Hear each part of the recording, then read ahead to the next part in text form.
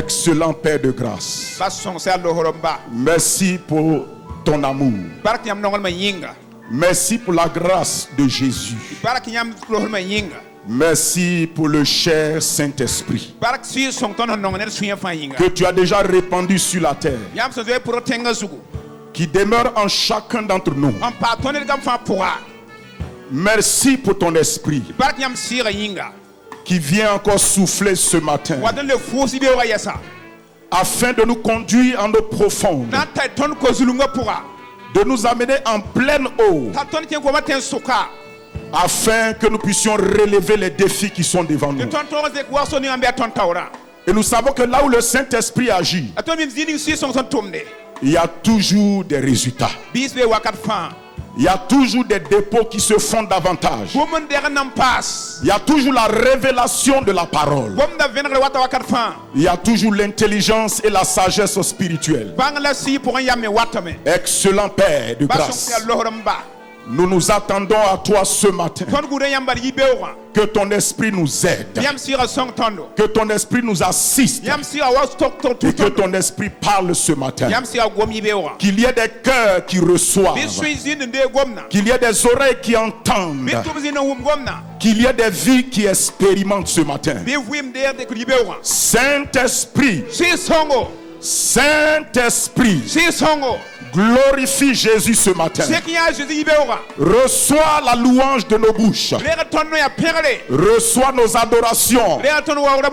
Et Saint-Esprit, reçois nos acclamations ce matin.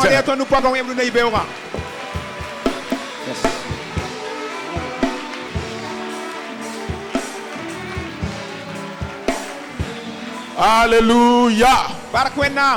Est-ce qu'on peut donner une offrande d'acclamation qui est digne de ce Dieu-là qui...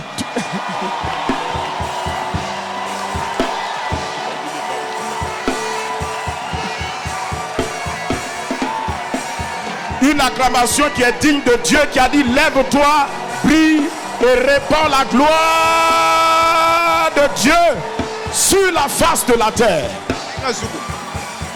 Alléluia. Alléluia. Je voudrais encore que tu puisses donner une offrande d'acclamation au Saint-Esprit pour les choses spécifiques, personnelles, qu'il a déposées dans toi, ta vie, tout au long de cette semaine.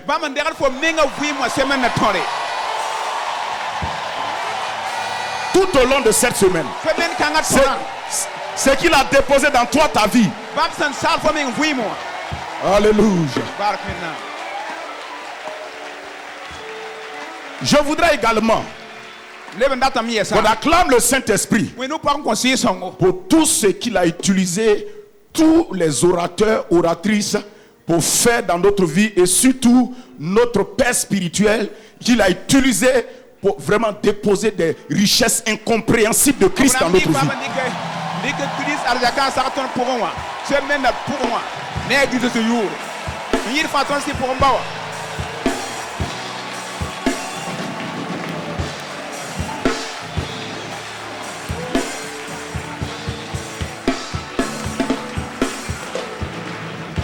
Amen. Amina. Asseyez-vous dans sa présence. Notre maman nous disait, je crois, hier ou avant-hier, les acclamations souvent peuvent être des signes prophétiques. Des éléments prophétiques. Et si tu apprends à acclamer Dieu pour ce qu'il a fait pour toi, il te donnera encore d'autres opportunités pour l'acclamer. D'autres opportunités pour le célébrer.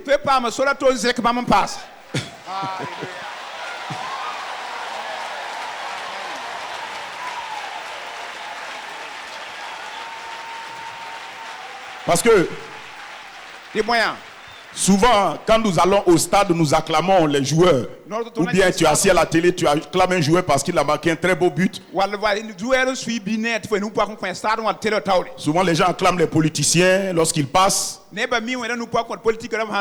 Lorsqu'une grande personnalité arrive, on dit acclamer la personnalité. Mais je crois qu'il y a la personnalité des personnalités. Et lui, Et lui, il ne nous demande pas l'acclamation. Il ne recherche pas l'acclamation. Il mérite l'acclamation. Ça lui revient toute la gloire, l'honneur, la louange, la majesté, la célébration, les acclamations, les adorations, les témoignages, les merveilles. Tout lui revient.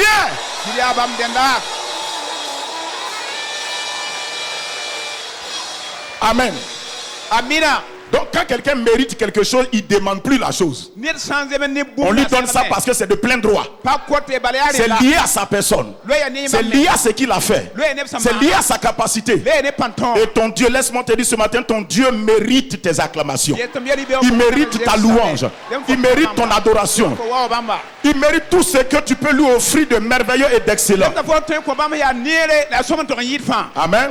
Alors toute cette semaine nous avons été bénis et nous avons eu cette conférence Cisco où les serviteurs servants de Dieu se sont donc rassemblés pour venir s'asseoir au pied donc de notre Père spirituel et leur Père spirituel pour venir écouter et recevoir la parole de Dieu.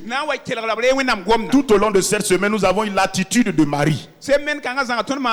Marie s'assit au pied du Seigneur et elle écoutait, elle buvait la parole. Parce que quand un homme accorde de l'importance à la parole de Dieu, c'est que cet homme-là accorde l'importance à Dieu lui-même. Lorsqu'un homme accorde de l'importance à la parole de Dieu, c'est que c'est un homme qui accorde à Dieu l'importance. C'est un homme qui valorise Dieu lui-même. Parce que la Bible nous dit clairement que Dieu et la parole sont la même personne. Il n'y a pas de différence entre Dieu et sa parole. Donc valoriser la parole de Dieu, c'est valoriser Dieu. Et valoriser Dieu, c'est te valoriser toi-même. Parce que Dieu est ton créateur. Parce que Dieu est celui qui t'a formé avec la poussière de la terre et qui a créé ton existence. Donc Marie, on a eu l'attitude de Marie tout au long de la semaine.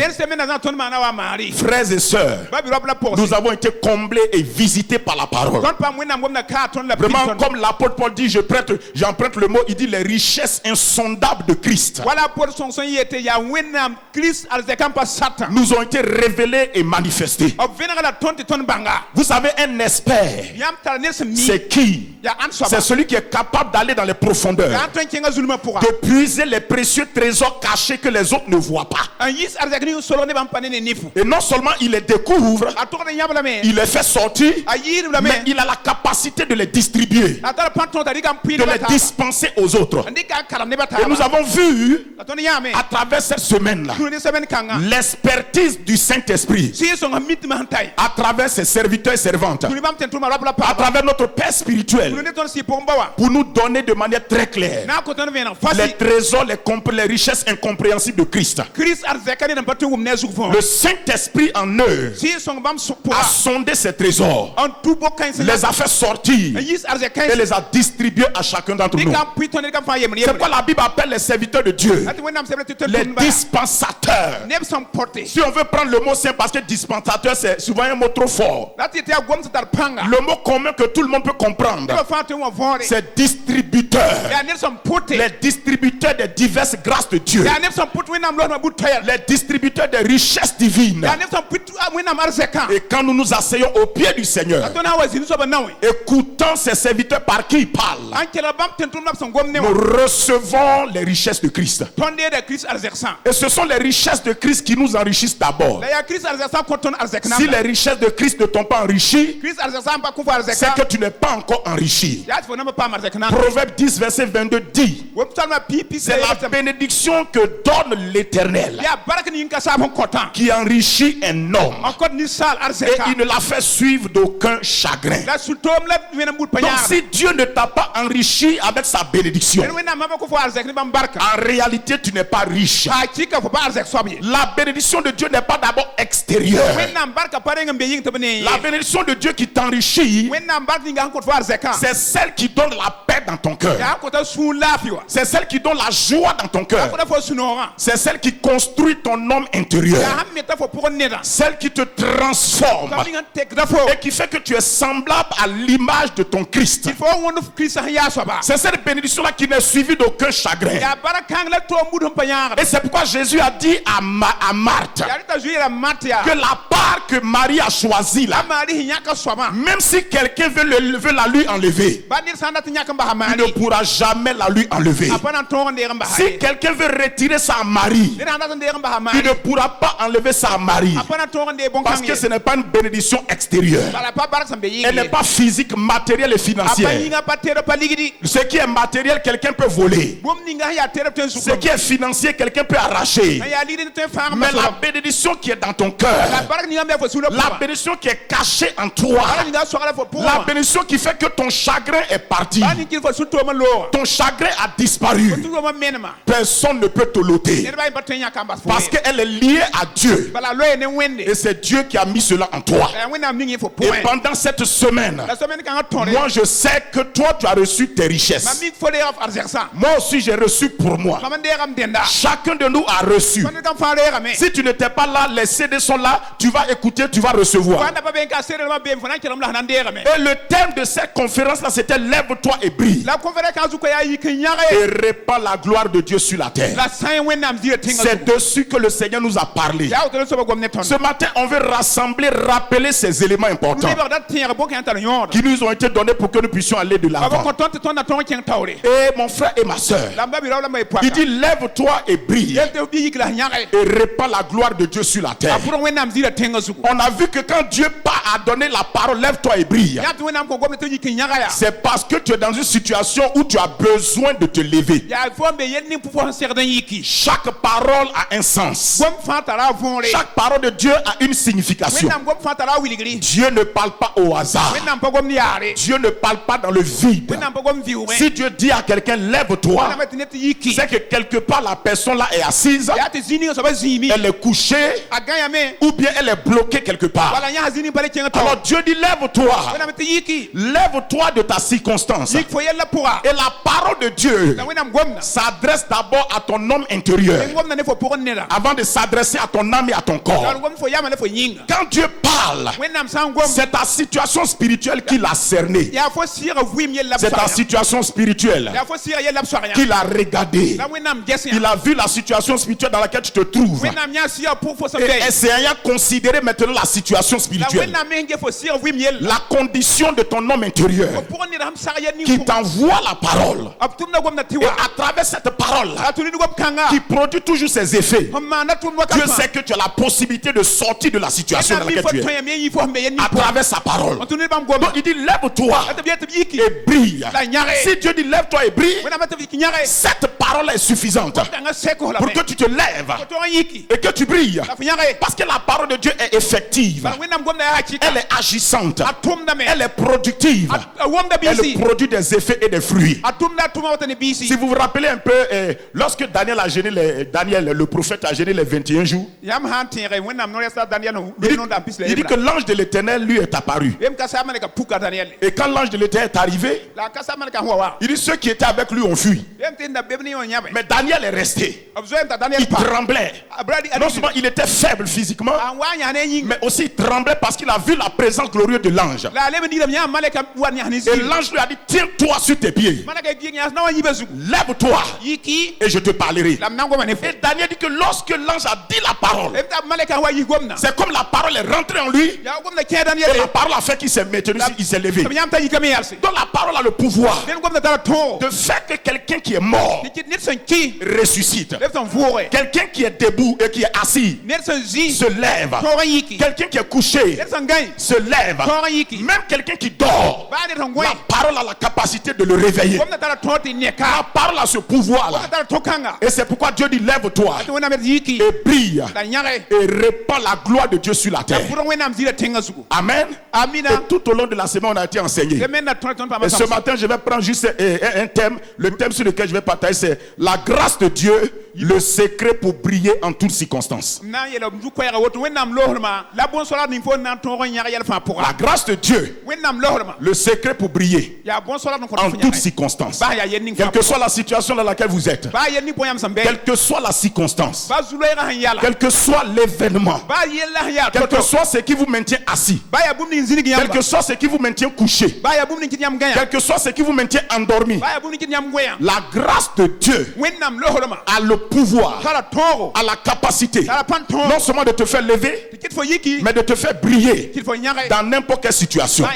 Le secret des grands hommes de Dieu dans la Bible, le secret des hommes et des femmes dont nous lisons les témoignages dans la Bible, dont nous lisons les faits dans la Bible, tout ce qui est raconté dans la parole de Dieu concernant ces grands hommes-là, les champions et championnes de Dieu qui ont marqué leur temps et leurs époques dans la Bible, qui ont marqué leur génération dans la Bible.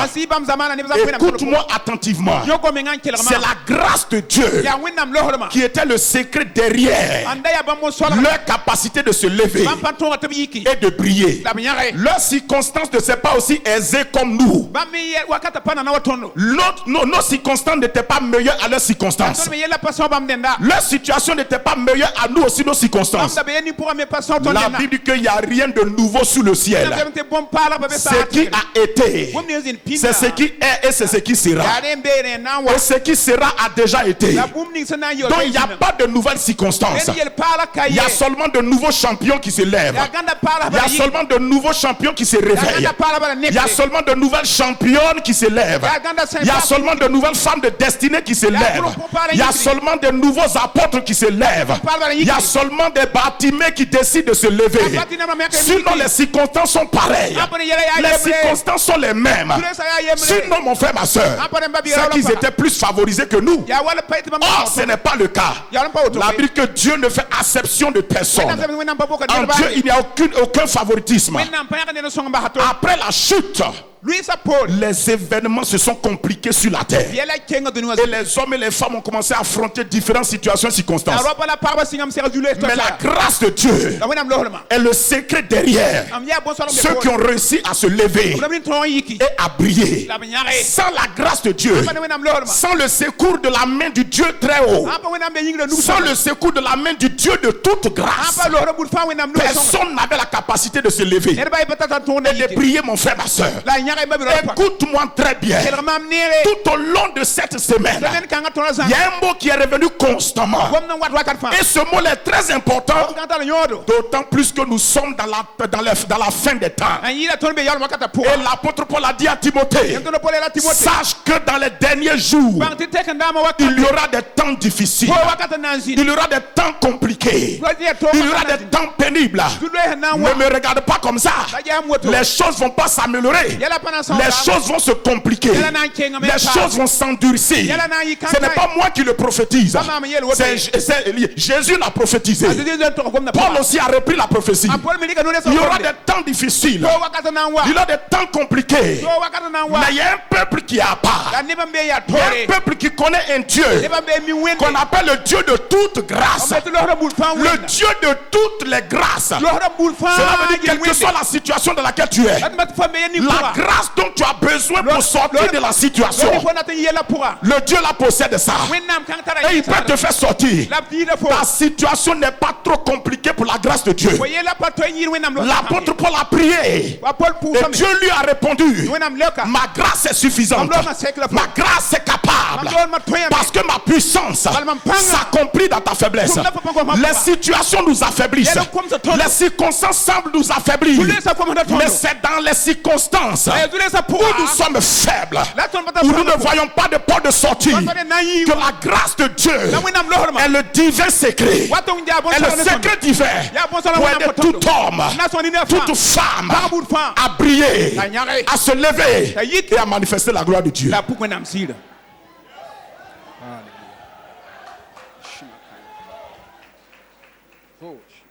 Alléluia. On va souffler un peu.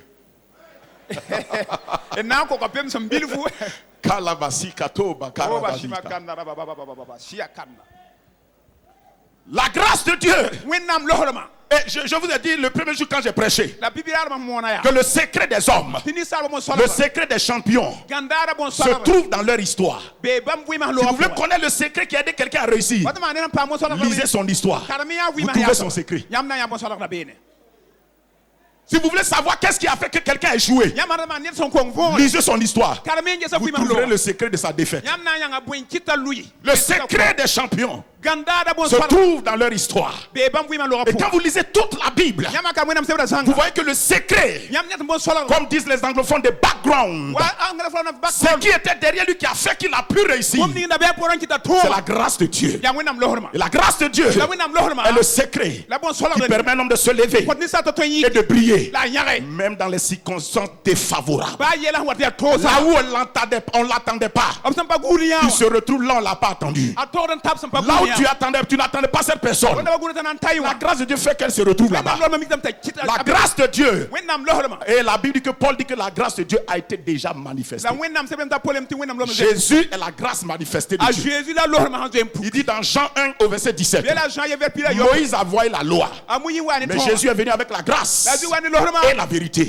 Jean 1 17, la loi a été donnée par Moïse, mais la grâce et la vérité sont venues par une personne, pas par un pasteur, pas par un apôtre, pas par qui que ce soit, si ce n'est pas Jésus-Christ.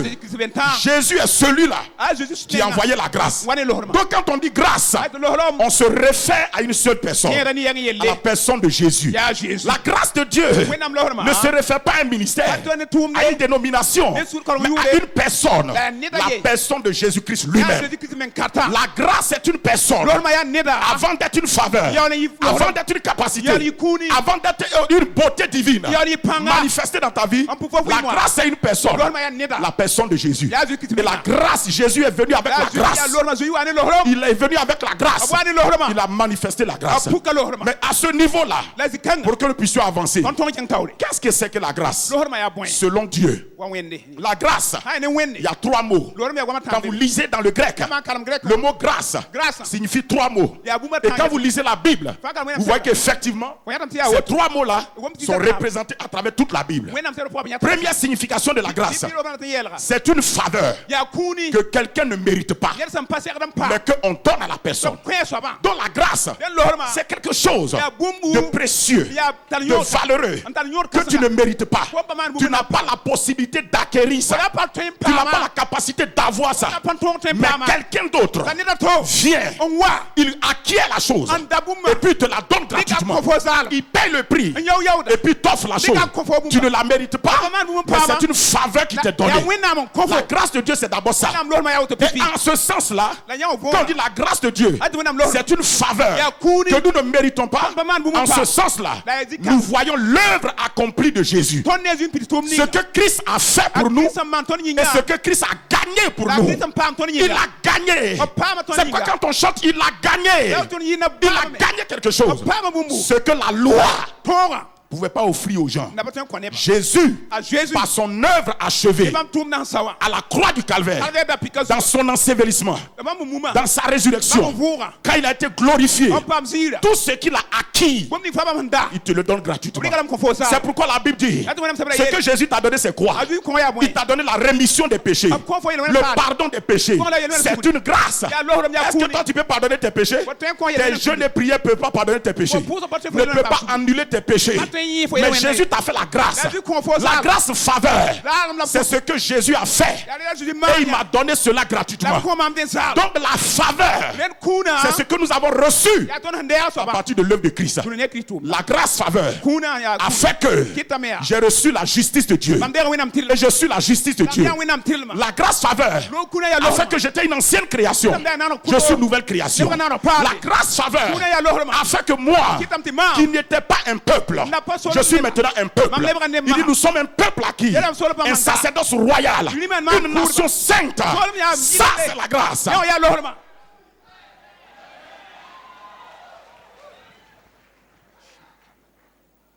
À ce niveau-là, tu n'as rien payé, tu ne paieras rien. Mais la grâce faveur, La grâce faveur ne peut pas te visiter sans te donner quelque chose. C'est pourquoi quand l'ange a rencontré Marie, l'ange a dit à Marie, salut, toi à qui une grâce a été faite.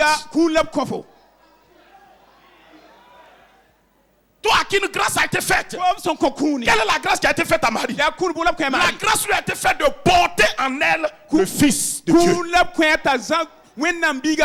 C'est pourquoi elle était troublée. Elle vit sous la loi, avec la mentalité de la loi, avec les paroles de la loi, avec des attitudes de la loi. Et l'ange lui dit, on t'a favorisé d'une faveur. La grâce, c'est la faveur. Tu ne mérites pas. On te donne. Donc quand vous parlez de la grâce, commencez à remercier Dieu. D'abord de ce qu'il vous a donné gratuitement en Christ. Par l'œuvre achevée de Jésus-Christ. La grâce ne s'arrête pas là. Maintenant quand tu as reçu la faveur de la grâce, par exemple tu as reçu le pardon des péchés, tu as reçu la justice de Dieu, tu as reçu la lumière divine, tu as reçu comment on appelle la vie éternelle. Tout ça c'est la grâce qui t'a donné, la faveur de Dieu. Mais maintenant, la grâce ne s'arrête pas là. La grâce te donne la faveur. Mais la grâce maintenant vient en toi comme capacité divine. Ça c'est la deuxième définition. La grâce devient en toi maintenant par le Saint-Esprit. Capacité divine. Pour que ce que tu as reçu par la faveur, tu puisses vivre là-dedans, marcher là-dedans, opérer là-dedans. Écoutez mon frère et soeur, c'est pourquoi souvent vous dites en Christ, nous sommes une nouvelle création, nous sommes plus que vainqueurs. Tu proclames ça, mais quelle est la capacité qui te donne de vivre dans plus que vainqueur? Il faut comprendre que la grâce a une autre face. Elle est faveur, elle t'a donné quelque chose, mais elle est la capacité qui provoque en toi la capacité de vivre dans ce que Dieu t'a donné. Sans la capacité de la grâce, tout ce que la grâce t'a donné est légal, mais n'est pas vécu.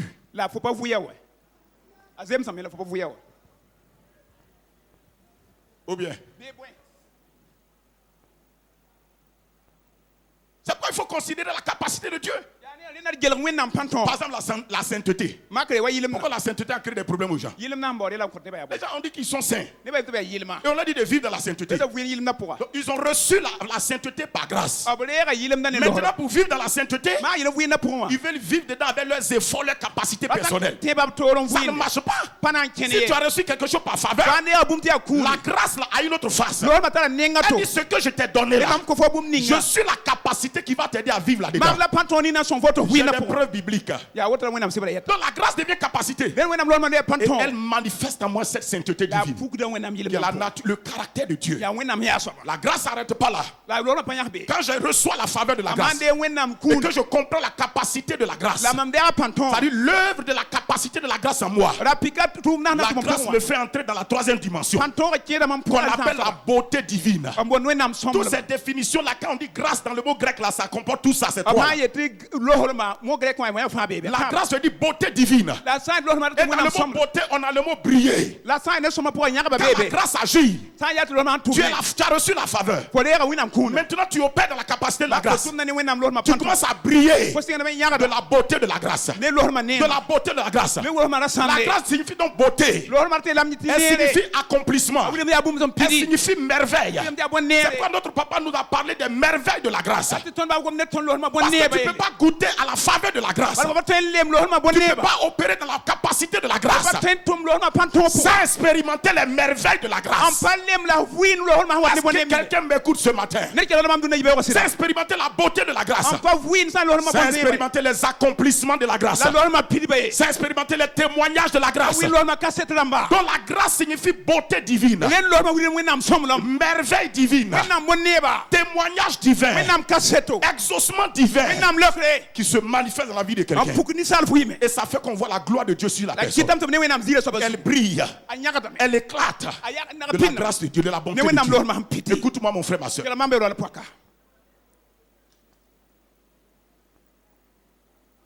Est-ce que tu as compris là la grâce de Dieu? C'est pourquoi quand Élisabeth a rencontré Marie, après l'événement où l'ange a visité Marie, lui a parlé, l'ange a dit à Marie que ta parente Élisabeth là, elle est enceinte. Hein. Elle est dans son 6e mois. La Bible dit qu'aussitôt, Marie se leva à la visiter Élisabeth. Et quand Marie a salué Élisabeth, la Bible dit dès qu'elle a entendu la voix de la salutation, Jean-Baptiste qui était dans le ventre d'Élisabeth, qui était rempli déjà du Saint-Esprit, il a réagi par la prophétie. On ne peut pas avoir le Saint-Esprit sans prophétiser. Un bébé rempli du Saint-Esprit dans le ventre de sa maman, il est capable et il prophétise. En réalité, c'est la prophétie de Jean-Baptiste le prophète que sa mère Élisabeth prophétisait. Et quand elle a dit ça, Élisabeth a dit à Marie, heureuse celle qui a cru aux choses qui lui ont été dites. Car les choses qui lui ont été dites auront leur accomplissement. Ça dit que ça va briller.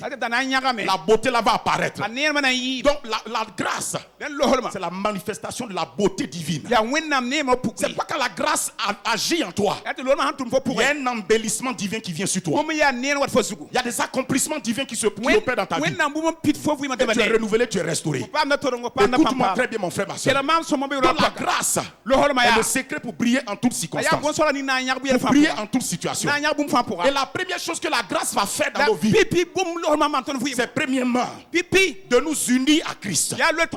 Et deuxièmement, de faire que Christ vienne habiter en nous. Première chose de la grâce, la grâce provoque notre union avec Christ. La grâce fait que quelqu'un qui était un pécheur, qui vivait loin de Dieu, brusquement, il entend l'évangile. Et la grâce opère dans son cœur. Et par le Saint-Esprit, il reçoit l'évangile.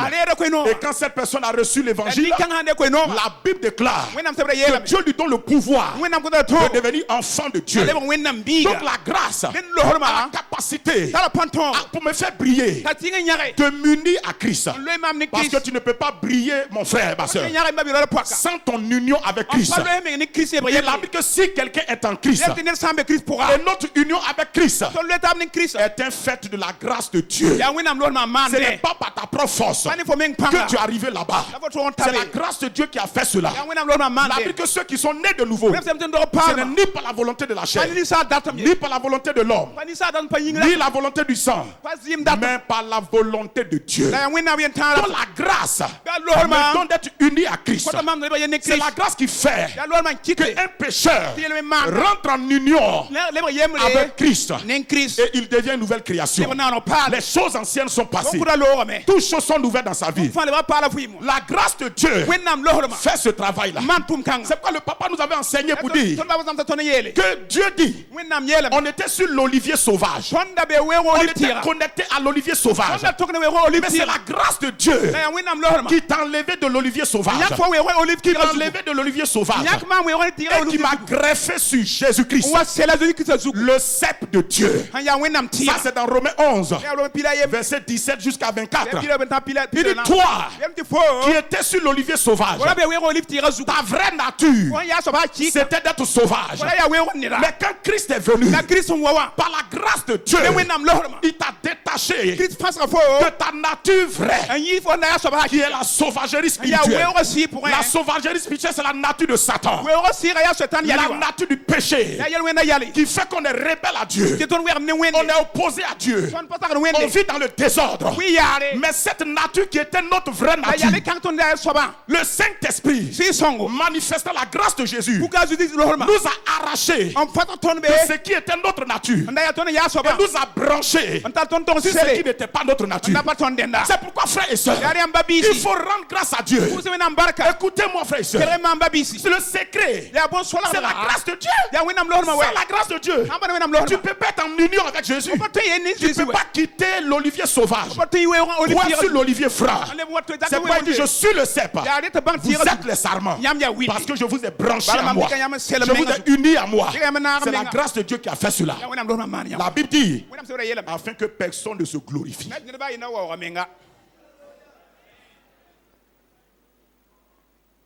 afin que personne ne se glorifie. Tu vas dire, mais pasteur, qu'est-ce que ça a à voir avec lève-toi et brille?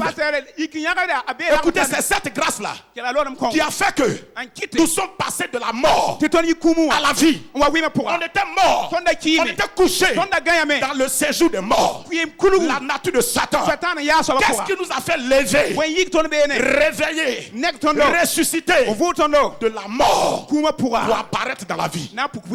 C'est la grâce de Dieu.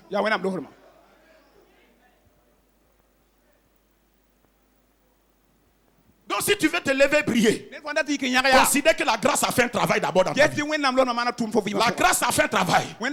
C'est pourquoi Jésus a déclaré, vous êtes la lumière du monde. Parce que lui qui est lumière, il nous a déconnectés des ténèbres. Et il a fait lumière comme lui-même il est. Ephésiens 5:8 dit, autrefois vous étiez ténèbres, mais maintenant vous êtes lumière dans le Seigneur. Non, vous n'êtes pas lumière dans le centre d'évangélisation. Vous n'êtes pas lumière dans une dénomination.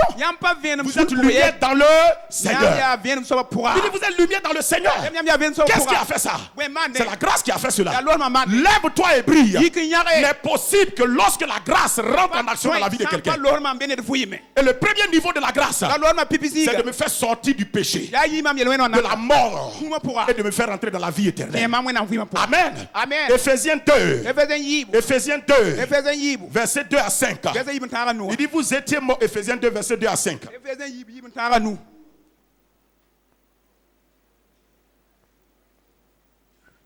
Ephésiens 2, verset 2 à 5 dit, il dit, vous étiez morts par vos offenses et par vos péchés. Il dit, vous étiez morts par vos offenses et par vos péchés, dans lesquels vous viviez autrefois, dans lesquels vous marchiez selon le train de ce monde, selon le prince de la puissance de l'air, de l'esprit qui agit maintenant dans les fils de la rébellion. Au verset 3, il dit, nous tous aussi, nous étions de leur nombre. Donc on était là-bas. On te dit que tu étais quelque part, mais tu vas comprendre la grâce de Dieu. Nous étions de leur nombre. Et nous vivions autrefois selon les convoitises de notre chair, accomplissant les volontés de la chair et de nos pensées. Et nous étions par nature des enfants de colère. Regardez quelle phrase.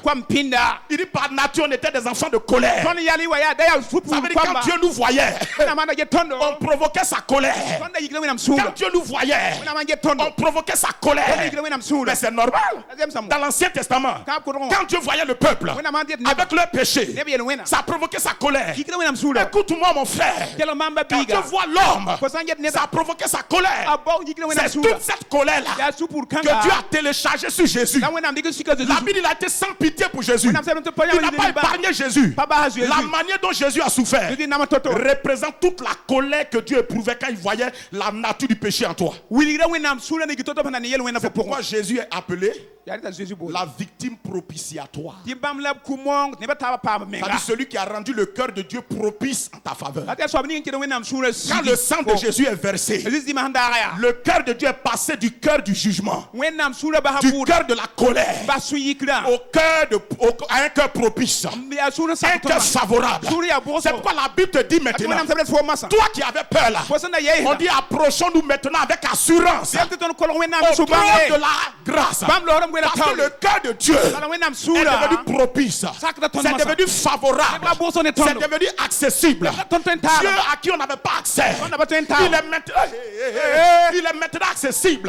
Il dit viens avec assurance, viens dans tes erreurs, viens dans tes faiblesses, viens dans tes limites, viens dans tes incapacités. Rentre maintenant au trône de la grâce, parce que le sang de Jésus qui est versé a transformé le cœur du Père en un cœur de colère, un cœur de propice. Regardez la puissance du sang de Christ. Le sang qui parle, le sang de Jésus a pu aller toucher le cœur de Papa Dieu et le transformer d'un cœur coléreux qui voulait taper le péché. Tu voulais frapper le péché en un cœur propice. Écoute-moi. Et toi, tu veux mépriser le sang. Tu veux dévaloriser le sang de Christ. Tu veux mépriser le sang. La Bible que ce sang-là, il parle plus fort que le sang d'Abel. La Bible dit, ce sang-là, il parle pour nous. Ce sang-là, c'est notre victoire. Ce sang-là, c'est notre purification. Ce sang-là, c'est notre rédemption. Écoute-moi, Satan est trop petit devant le sang de Christ. Écoutez-moi. En Égypte. En Égypte. Les gens ont fait une confusion. En Égypte, là, le sang de Jésus, le sang de l'agneau, si vous voulez, quand Israël était en Égypte et qu'ils ont appliqué le sang n'a pas arrêté Satan. Ce n'est pas Satan que le sang l'a arrêté.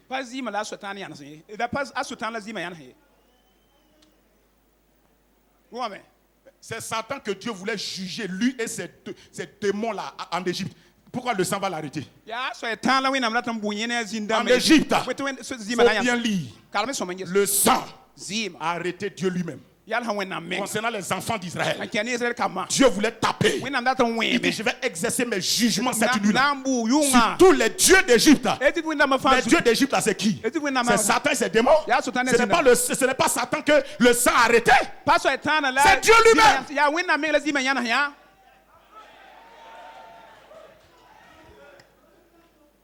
Quand le sang arrête Dieu, donc Satan est trop petit. Il ne peut même pas résister au sang. Il ne peut pas se présenter devant le sang.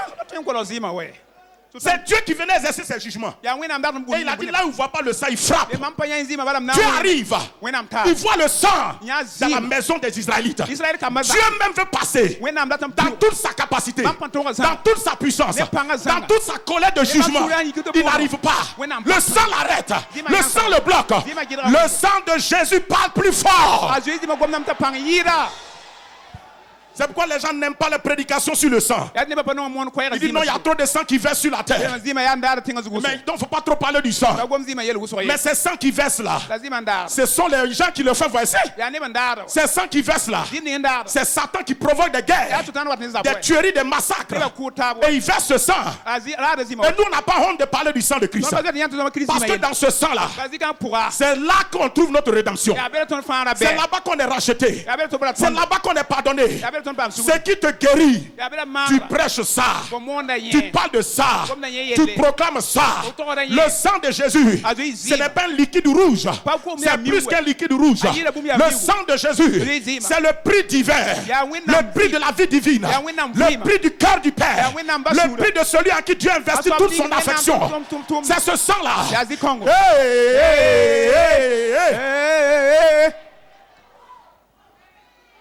Il dit ce n'est pas avec l'or ni l'argent qu'on t'a racheté, mais par le sang précieux de Jésus.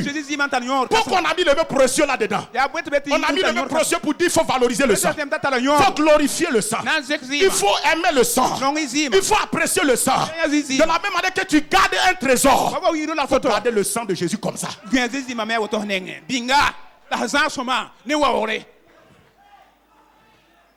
Donc le sang de l'agneau. Il dit donc nous étions morts. On est dans Éphésiens là. Tu peux ramener le verset s'il te plaît. Il dit au verset 4, on était des enfants de colère. Il dit mais Dieu, qui est riche en miséricorde, à cause du grand amour dont il nous a aimés, nous qui étions morts par nos offenses, nous a rendus à la vie avec Christ. Et il complète c'est par grâce que vous êtes sauvés. Qu'est-ce qu'il a fait? Donc la grâce, première chose, la grâce pour nous faire lever, elle nous a fait lever de la mort. Et du séjour des morts. On est sorti. Et maintenant on est vivant. La grâce a fait ce travail. Donc la grâce m'a uni avec Christ. Je ne vais pas trop traîner dessus. Déjà tu as bien entendu ça. La grâce m'a uni avec Christ. Je suis une nouvelle création. Les choses anciennes sont passées. Gloire à Dieu. J'ai quitté l'olivier sauvage.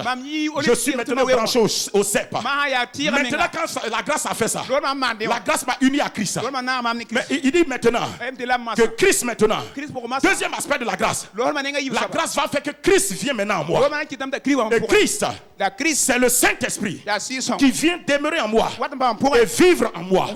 Jésus a dit dans Jean 14, versets 16 à 17, il dit, je prierai le Père et il vous donnera un autre consolateur à la personne du Saint-Esprit, afin qu'il demeure éternellement avec vous. Il dit l'Esprit de vérité que le monde ne connaît pas et ne peut pas recevoir. Il dit, mais toi et moi, nous le connaissons, car il demeure en nous et il sera en nous. Donc le Saint-Esprit que Jésus allait demander au Père, la destination finale, c'était de demeurer en toi, de demeurer en moi. Le Saint-Esprit ne vient pas en touriste, il vient pour habiter quelque part. Le Saint-Esprit, avant qu'il n'arrive, Jésus a préparé son logement, Jésus a préparé sa demeure, Jésus a préparé son habitation, Jésus a connecté les pécheurs à lui. Ils sont devenus de nouvelles créatures, ils sont devenus le temple vivant du Dieu vivant. Alors maintenant, le Saint-Esprit quitte le ciel et il vient habiter en eux. Jésus a dit dans Acte 1:8, quand le Saint-Esprit viendra, vous recevez la puissance. Mais ce Saint-Esprit qui vient, c'est pour être où? C'est pour habiter en toi. C'est pour habiter en toi. Tu ne peux pas te lever et briller si tu es en Christ. Mais si Christ n'est pas en toi, Papa dit que si tu es en Christ, alors tu vois ta destination. Ta destination, c'est le ciel. Tu vois que les portes du royaume te sont ouvertes. Alors tu peux entrer dans le royaume. Mais il dit, quand Christ est en toi, tu ne vois pas ta destination. Tu vois comment tu vas vivre et opérer sur la terre. Tu vois ta destinée maintenant. Tu vois comment tu vas briller et répandre la gloire de Dieu. Christ en nous, c'est pourquoi c'est l'espérance de la gloire. Parce que si Christ est en nous, maintenant, j'ai une espérance, j'ai une certitude, j'ai une assurance. Il y a une conviction qui saisit mon cœur que la gloire de Dieu est possible dans ma vie, est possible à travers moi. Je peux briller, je peux éclater de la gloire du Seigneur, de la gloire de Dieu. C'est ça, Christ en nous. Et c'est le Saint-Esprit qui réalise cela. 1 Corinthiens 6, verset 19 dit, que ne savez-vous pas, vous n'avez pas encore pris conscience que l'Esprit de Dieu habite en vous. Le Saint-Esprit est déjà en toi. La seule chose, c'est d'en prendre conscience. Prends-en conscience. Parce que le Saint-Esprit habite en moi est un fait. Mais prendre conscience de sa présence en moi est un autre fait. Quand je prends conscience de sa présence, cela va m'empêcher de faire n'importe quoi, d'aller n'importe où. Quelqu'un a dit que ça demande vraiment une folie à quelqu'un pour aller commettre l'adultère. Parce que l'adultère, avant d'aller rentrer dans la maison de l'adultère, il regarde à gauche, il regarde à droite, il regarde derrière, il regarde même devant. Mais il y a un endroit où il oublie de regarder. Il oublie de regarder en haut. Parce qu'il n'est pas conscient que le Dieu qui sait tout, le Dieu qui voit tout, qui entend tout, qui est partout et qui peut tout, est en lui. Il est assis là-haut comme le Père. Mais il est en toi comme le Saint-Esprit. Et il voit tout. Il entend tout. Il n'y a pas quelque chose qui peut se cacher. C'est un rêve. C'est une utopie. C'est une imagination de penser que tu peux te cacher aux yeux de Dieu. Tu es en train de rêver? Et chez nous, en Côte d'Ivoire, on dit qu'il faut sortir des mauvais rêves. Ça veut dire quand tu as un mauvais rêve, dépêche-toi de sortir du mauvais rêve. Quelqu'un a dit que lui ne dure pas dans mauvais rêve. Quand il voit qu'il est dans mauvais rêve, il sort rapidement. Tu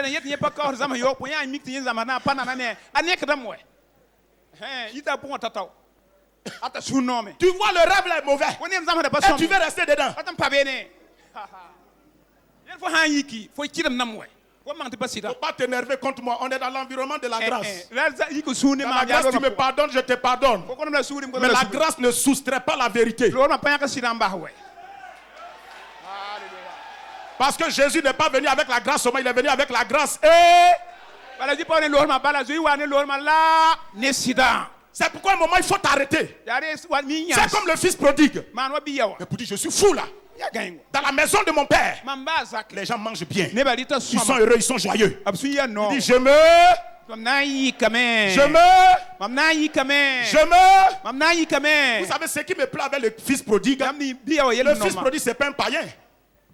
Le fils prodigue n'avait pas eu besoin d'évangéliste. Vous savez pourquoi il n'a pas eu besoin d'évangéliste? Parce que la sémence de son père était en lui. Donc il n'a pas besoin d'évangéliste. Quand un chrétien pêche, il n'a pas besoin d'un évangéliste. La sémence de son papa qui est en lui. Comment ça lui dit c'est pas ta place? Il faut sortir d'ici. C'est pas ta place. C'est ça, je suis en Christ. Et Christ est en moi là. Ça me réveille. Ça m'interpelle. C'est pourquoi le chrétien ne peut pas pécher à l'aise. Si tu pêches à l'aise, si tu es content d'être dans ton péché, tu es content, tu es à l'aise. C'est que la sémence vivante, permanente, incorruptible n'est pas encore en toi. Parce que la Bible que c'est une sémence incorruptible. On ne peut pas la souiller. Tu ne peux pas corrompre la sémence. Une sémence. Une sémence incorruptible. Tu ne peux pas la corrompre. Donc tu ne peux pas corrompre Dieu qui est en toi. C'est pourquoi la vie de Dieu en toi ne sera jamais d'accord avec ce que tu fais que Dieu n'aime pas. Tu peux corrompre le pasteur. Tu peux corrompre les uns et les autres. Tu ne peux pas corrompre la sémence divine qui est en toi. Même si tu lui offres ton argent, elle dit je ne connais pas ton argent. Je connais la justice, la sainteté et la vérité tous les jours de ta vie.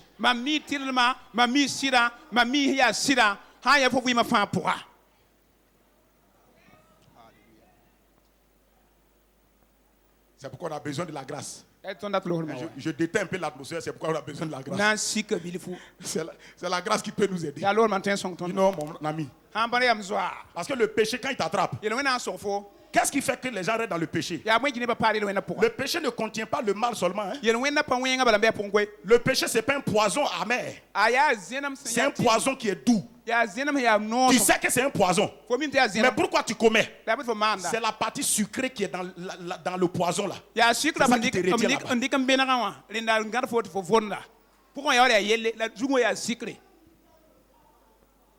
Qu'est-ce que vous êtes tranquille? Ce que je prêche là, ça passe par moi avant d'arriver chez toi. Donc ça me concerne avant d'aller chez toi.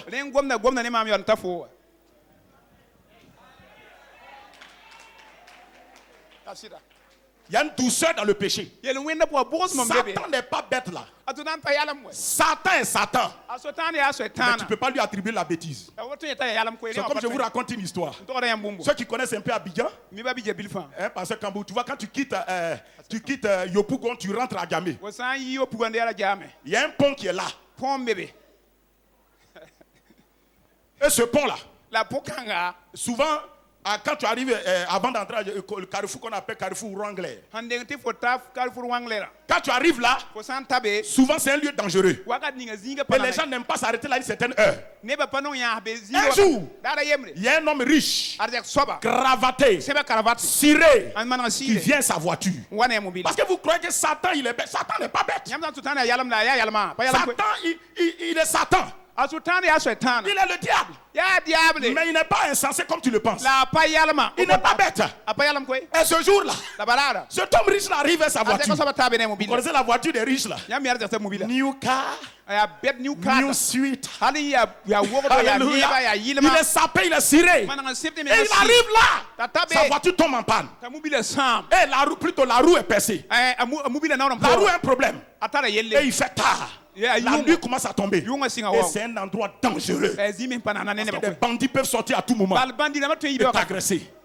Et il y a un fou qui est assis là-bas. Il voit le boss là. Dis avec moi le boss là. Il sort de sa voiture. Et il regarde la roue. Il a démonté la roue. Maintenant il regarde. Quand il a fini de démonter la roue, il veut prendre l'autre roue pour mettre. Les 4 boulons ou bien les 5 boulons sont tombés d'un caniveau d'eau sale. Ce caniveau là est un peu profond et puis c'est l'eau est sale. C'est une eau boueuse. Ça sent et ça pue.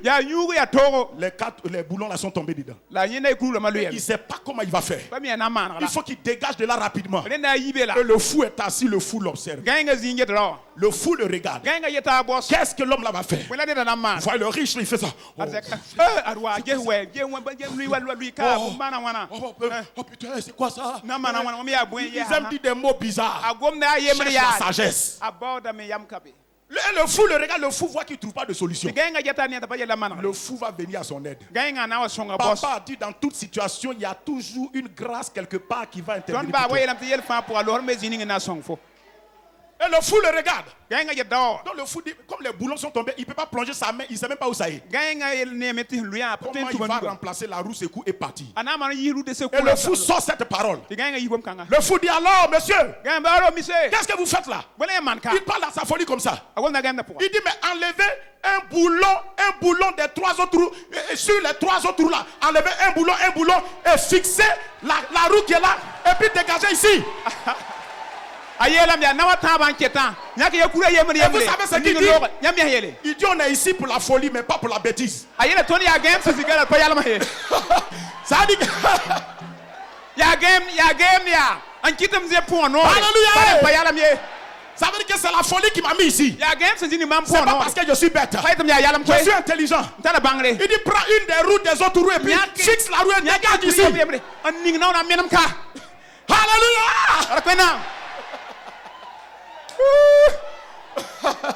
Amen. Amina. On est là pour la folie, mais pas pour la bêtise. Satan n'est pas fait mon ami. Il sait ce qu'il fait. Il conçoit bien ses projets. Il médite bien ses plans avant de les envoyer vers toi. Satan a observé bien Adam et Ève avant d'envoyer la tentation. Satan regarde où tu passes. Qu'est-ce qui est ta faiblesse? C'est pourquoi la véritable victoire. La véritable victoire. La première des victoires. C'est la victoire sur toi-même. Laisse Satan tranquille. La victoire sur toi-même. Discerne tes erreurs. Discerne tes faiblesses. Les choses qui vont te faire manquer ta destinée, qui vont t'humilier. Et crie à Dieu pour qu'il te donne la victoire sur ça. Si tu n'es pas vaincu toi-même, tu ne peux pas vaincre Satan. La première ligne de victoire, c'est toi-même. Satan sait que le principe, un royaume divisé contre lui-même ne peut pas prospérer. Donc sa stratégie, c'est de te diviser contre toi-même.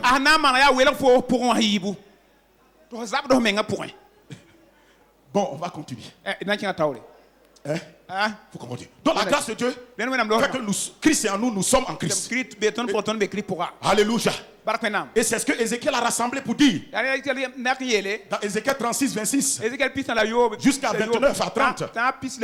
Vous voyez, Ézéchiel parle de ces deux aspects. Nous sommes en Christ et Christ est en nous. Et Christ est en nous. Et quand Christ est en nous, la puissance de Dieu est en nous. La présence de Dieu est en nous. C'est elle maintenant. Selon Éphésiens 2, verset 16. Verset 13 à 16 plutôt. On peut avoir le verset s'il vous plaît, Éphésiens, plutôt Philippiens 2, verset 13 à 16. Prenez, on va lire, c'est un passage très important. Philippiens 2, verset 13 à 16. Ok, nous lisons. Verset 16. Il dit car c'est Dieu qui produit en nous. Il dit non, Dieu produit ça en Dieu produit ça en. Pourquoi Dieu produit en nous? Parce que Dieu habite déjà en nous. Donc il produit en nous de vouloir le faire. Quand Christ est en moi, maintenant comme papa l'a montré, merci au Seigneur pour le gars. Tel père, tel fils. Donc comme papa l'a montré, regardez, tu as devenu une nouvelle création. Maintenant Christ est en toi. C'est Christ maintenant qui va opérer désormais à travers toi. Il va agir en toi. Et il va produire en toi le vouloir et le faire selon son bon plaisir. Or, ce qui plaît à Dieu, c'est que tu marches dans la justice, la sainteté, la vérité. Ce qui plaît à Dieu, c'est que tu brilles de sa gloire, tu brilles de sa victoire, tu brilles de son amour, tu brilles de sa vie. Mais Dieu sait que si tu te laisses comme ça, sans sa grâce agissante en toi, tu tu ne peux pas. Donc Dieu en toi va libérer la capacité de la grâce pour produire en toi son vouloir et son faire selon son bon plaisir. Je vais vous dire une chose. Il y a des gens, ils veulent certaines choses, mais ils ne peuvent pas. Alors ils ont besoin de la grâce de Dieu. Parce qu'il y a la grâce de pouvoir et il y a la grâce de vouloir.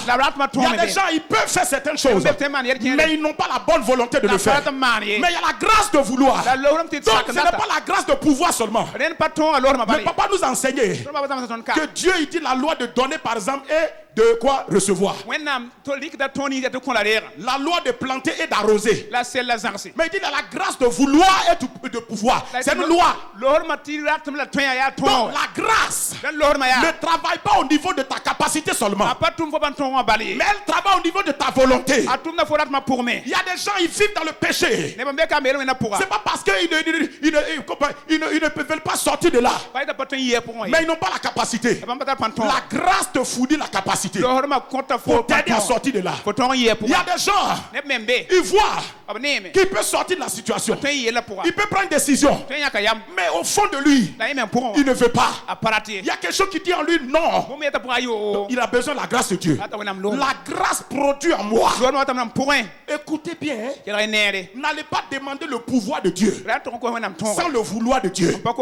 Dites à Dieu, donne-moi la grâce de vouloir telle chose et de pouvoir telle chose. La grâce de vouloir la sainteté est une bénédiction. Tant que la grâce de vouloir la sainteté n'est pas entrée en toi, tu n'as pas le désir pour faire ce qui plaît à Dieu. La grâce de vouloir et de pouvoir. Il dit produit en moi les choses selon le plaisir de Dieu. Donc c'est Dieu qui opère ça en moi. Parce que Dieu est entré en moi par son esprit. Et maintenant à travers moi, il agit maintenant. Ézéchiel a dit, je mettrai mon esprit en vous et je ferai en sorte que vous suiviez mes ordonnances, que vous observiez et pratiquiez mes lois. Écoute-moi très bien. Dieu n'a pas dit il va faire le travail à ta place. Il a dit il va faire ça avec toi. Il dit je ferai en sorte que toi tu suives mes ordonnances.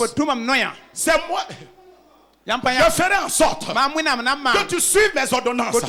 Ça veut dire que c'est mon action qui va provoquer ton action. Quand on parle de la manifestation des fils de Dieu, les fils peuvent être manifestés si le Père ne se manifeste pas.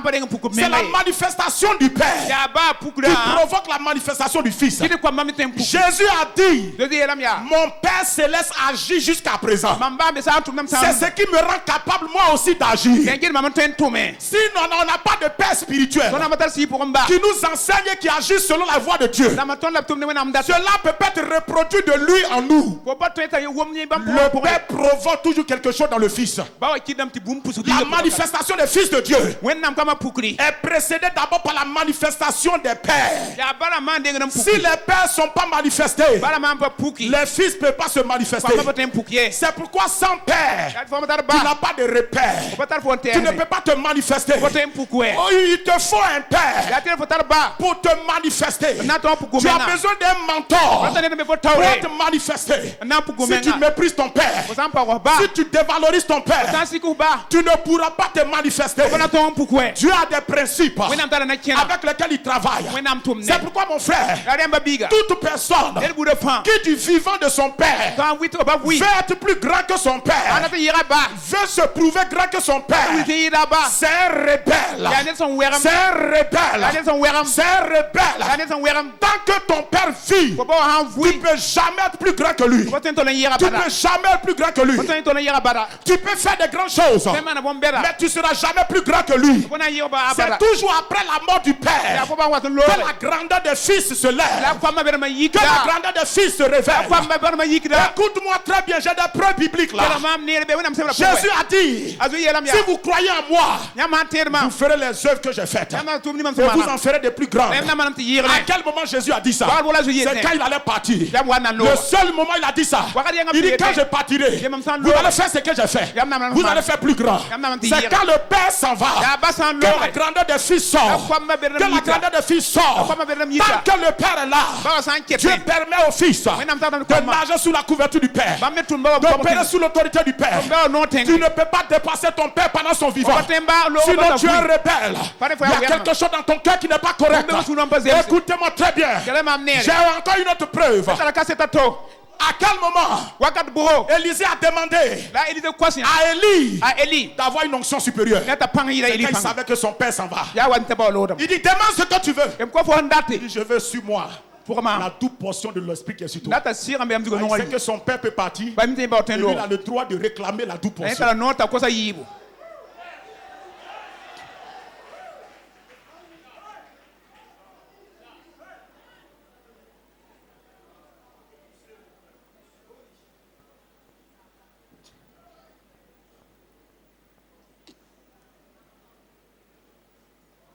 Mon église, je ne parle pas en termes de nom. Tu peux avoir une église même qui peut être grande. Ça ne fait pas de toi plus grand que ton père spirituel.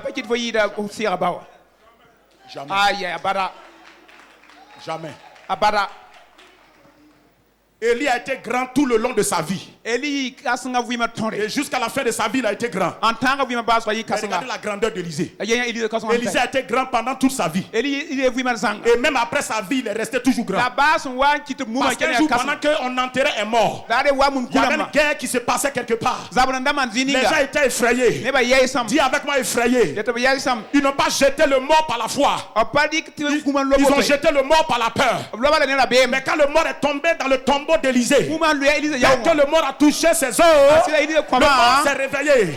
Lève-toi et brille. Lève-toi et brille. Il y a une onction qui viendra sur toi. Quand ton père spirituel ne sera plus sur la scène, c'est ça que ça va commencer à se déclencher. Dieu est sage. Dieu est sage. Dieu est sage. Soyons des fils sages, des filles sages, des enfants sages.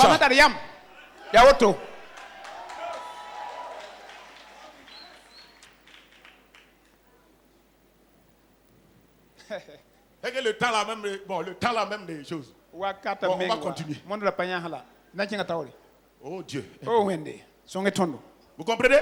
C'est quoi le Saint-Esprit quand il est en moi? Il me fait passer d'une vie chrétienne ordinaire simplement à une vie surnaturelle. La vie chrétienne, c'est une vie surnaturelle. C'est une vie surnaturelle. Si le Saint-Esprit est en toi, le surnaturel commence à se déclencher. Deuxième dimanche, après le premier dimanche, après le dimanche et la semaine de arbre de vie, Papa a prêché sur un thème, il a dit le Saint-Esprit, le Dieu surnaturel en nous. Tu me souviens de ça? Et il a dit une prophétie, il dit ceux qui vont réussir cette année-là à affronter ce qui va arriver cette année-là, les autres années qui arrivent, ils sauront comment avancer. Il a dit ça.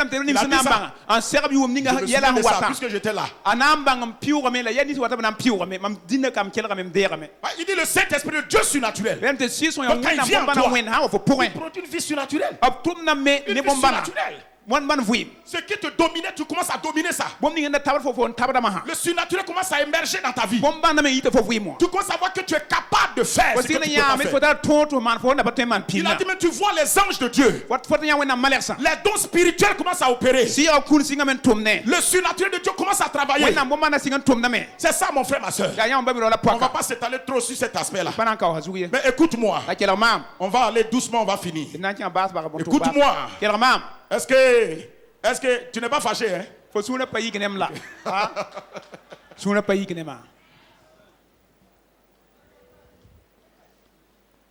Écoute-moi. La grâce de Dieu, celle qui agit en moi, et j'opère dans le surnaturel. Mais la grâce de Dieu ne fait pas briller les gens seulement dans la réalité de la vie divine. La grâce de Dieu, c'est ce qui fait briller les gens à l'école de la prospérité. Sans la grâce de Dieu, aucune prospérité n'est possible dans ta vie.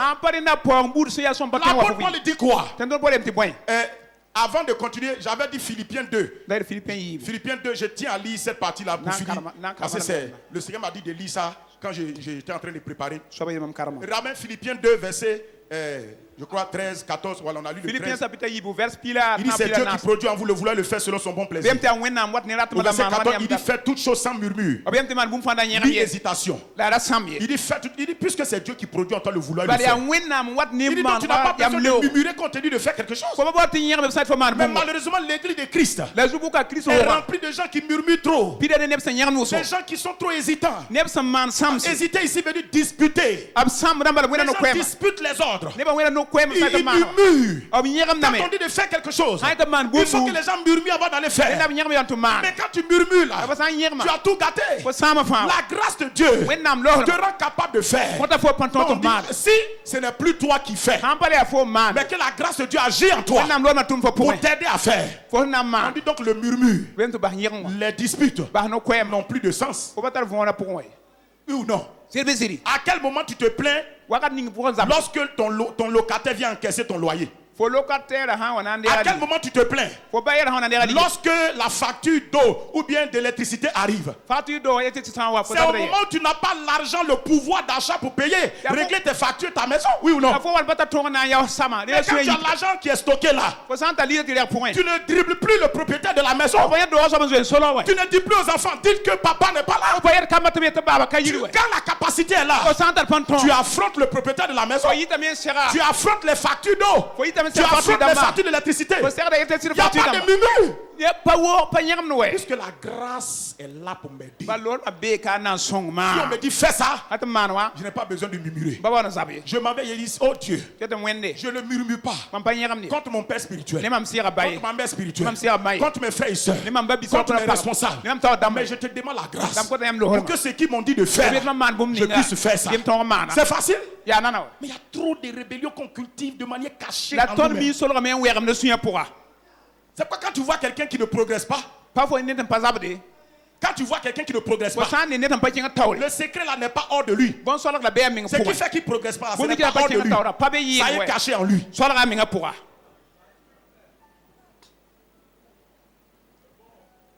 Personne ne peut t'empêcher de progresser si tu veux progresser.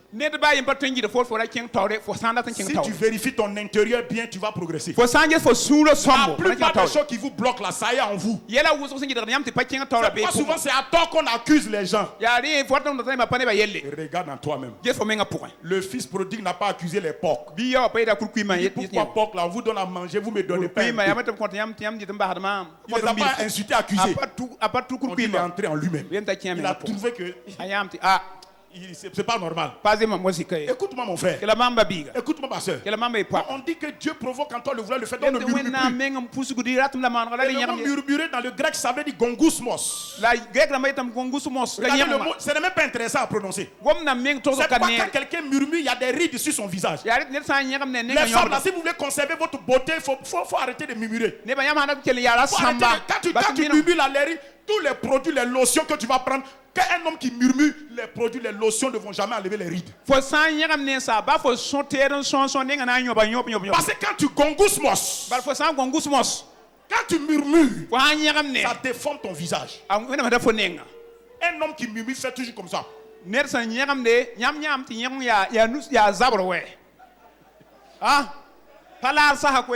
Dis à ton frère, arrête de gongousmos.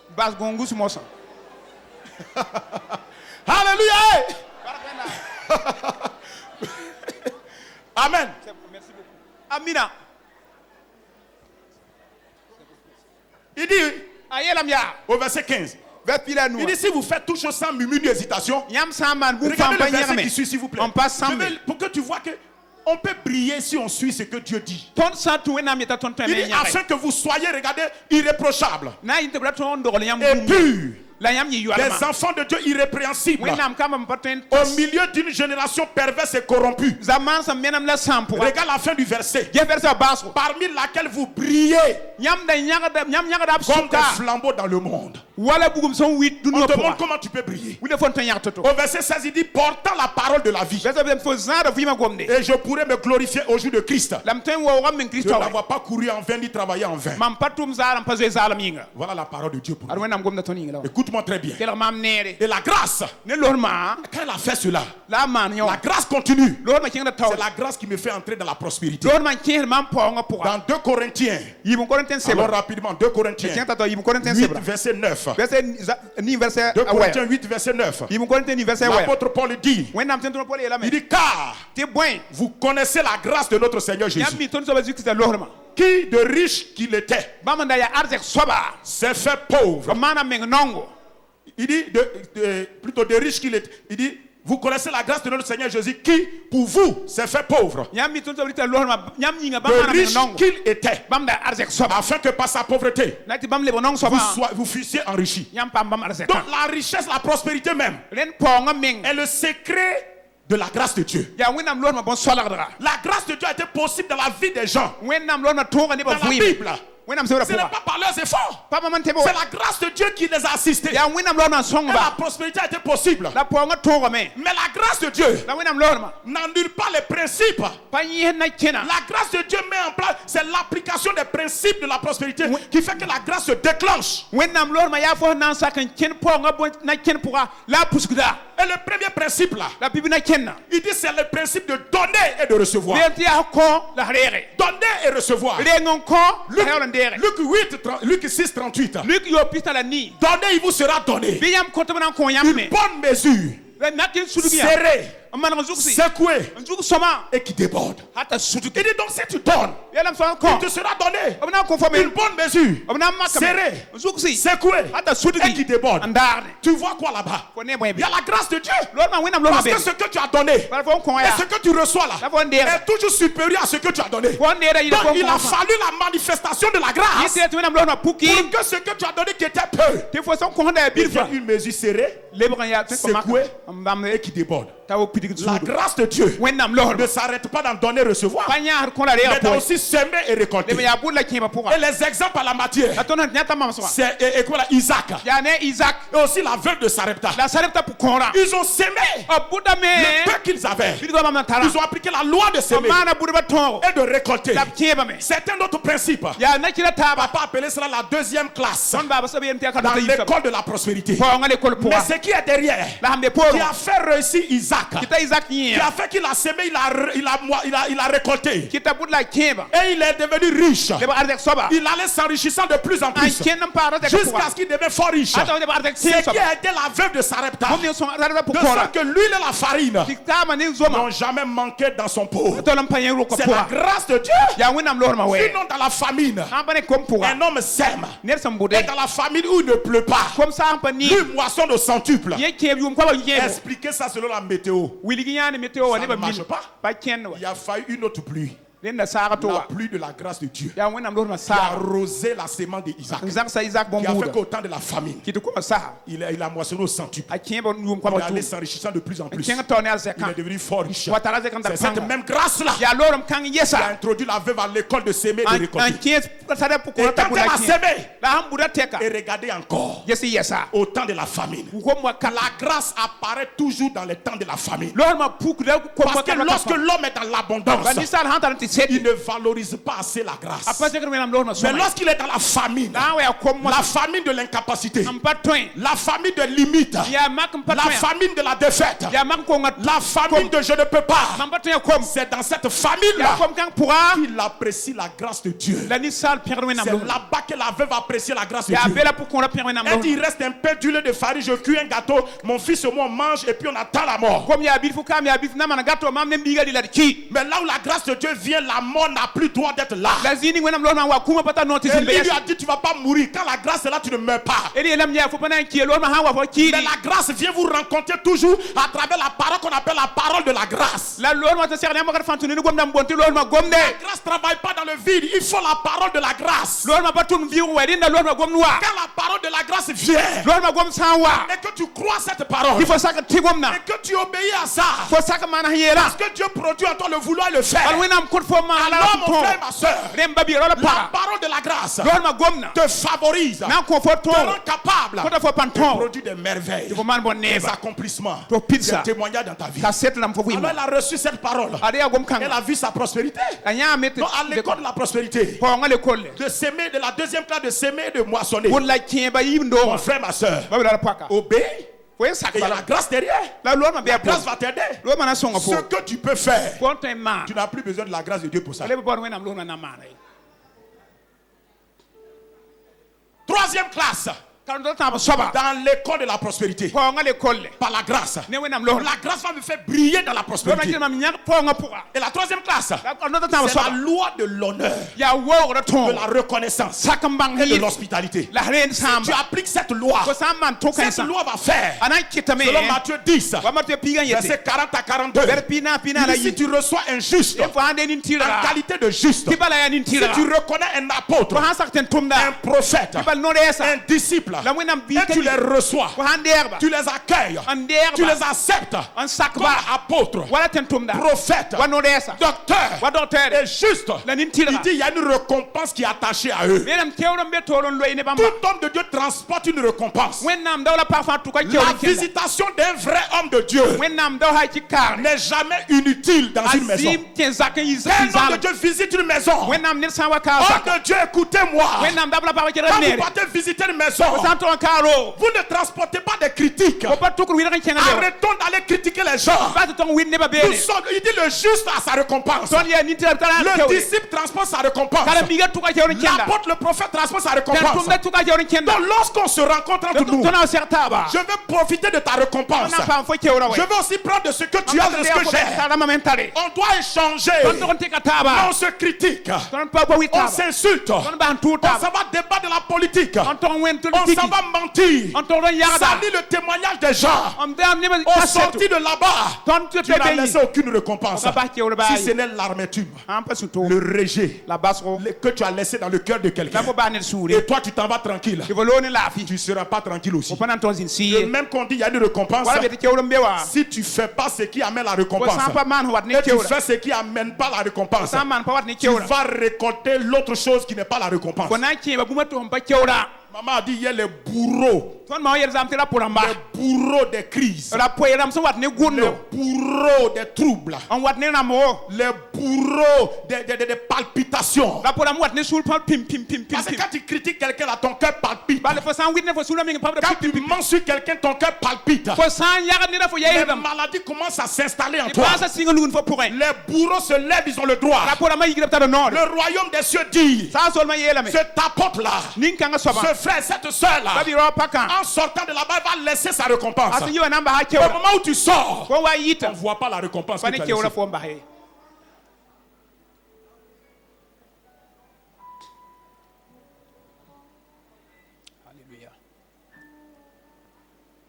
Il dit tu reçois la récompense d'apôtre, de prophète. Chacun transporte une récompense. Il faut qu'on la manifeste. Ça, c'est dans la loi de reconnaissance. La loi de l'honneur. La loi de l'hospitalité. Quand tu exerces ça, ça marche. Mais maintenant, il faut exercer ça. Je vais vous donner quelque chose, on va continuer. Regardez, dans Genèse, lorsque Dieu a créé Adam et Ève, vous vous souvenez dans Genèse 1:26, Adam et Ève ont été créés à l'image de Dieu selon sa ressemblance. Dieu est esprit. Donc ceux qui ont, Adam qui a été créé était esprit, on est d'accord. On est d'accord.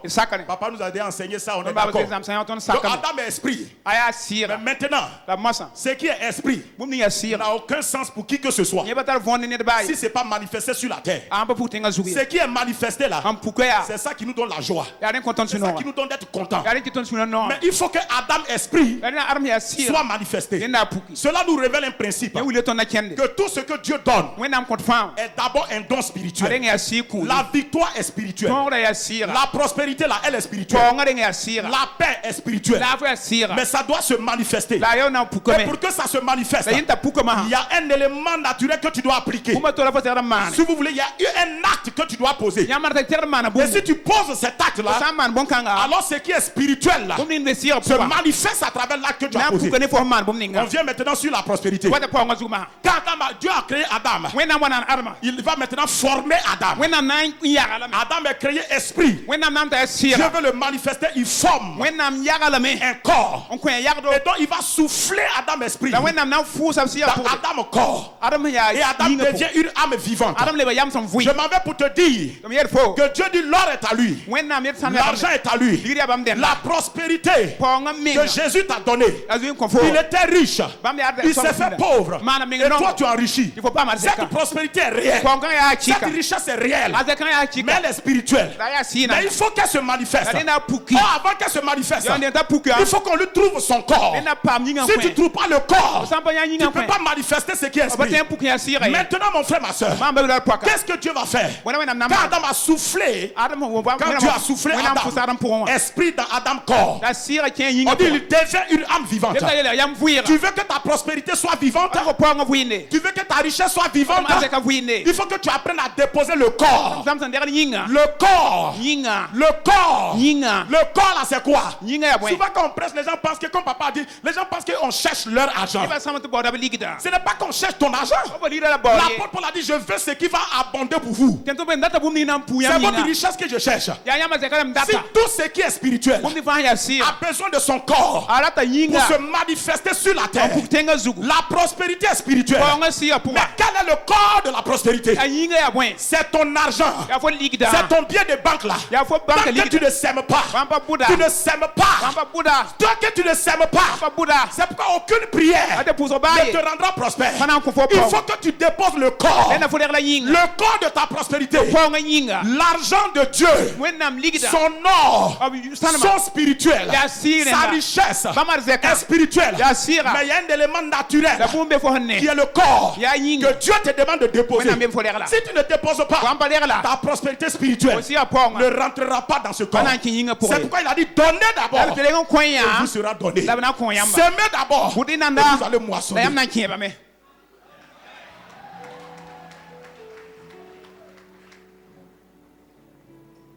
Quelqu'un a dit que la prospérité c'est une alliance avec Dieu. Ça ne répond pas à la prière. Tu fais ta part, Dieu fait sa part. Si tu ne fais pas ta part aussi, Dieu ne fait pas. Amen. Donc fais ta part, dis à ton voisin fais ta part. Fais ta part. Mais maintenant, la grâce, regardez tout ce que la grâce fait. Il y a beaucoup de choses que la grâce fait. Mais la grâce n'encourage pas le péché. La Bible dit que la grâce n'encourage pas le péché. La grâce n'encourage pas le péché. La grâce, loin d'autoriser le péché, nous délivre du pouvoir du péché. Le péché et la grâce ne coopèrent pas ensemble. La grâce est la solution pour sortir du péché. Et c'est pourquoi, parce que si tu es dans la grâce, mais que tu veux opérer dans ton caractère, opérer dans le péché, tu ne vas pas briller. Ce que tu fais là va étouffer la manifestation de ta lumière. C'est pourquoi la grâce a un partenaire important pour nous aider à briller. Hier, notre maman a parlé de ça. Ce partenaire, c'est le partenaire de l'amour. C'est pourquoi il n'y a pas d'amour sans grâce. Et il n'y a pas aussi de grâce sans amour. Dieu a tant aimé le monde, il a donné Jésus. C'est quand Dieu a aimé le monde, il a manifesté la grâce de Jésus. Mais la grâce aussi, quand elle vient dans ma vie, elle me donne la nature d'amour de Dieu. La grâce, quand elle vient en moi, par le Saint-Esprit, elle répand l'amour de Dieu dans mon cœur. Romains 5 dit que l'amour de Dieu a été répandu dans notre cœur par le Saint-Esprit qui nous a a été donné. Donc là où tu es, l'amour est dans ton cœur. Mais l'amour peut être un opposant à la haine.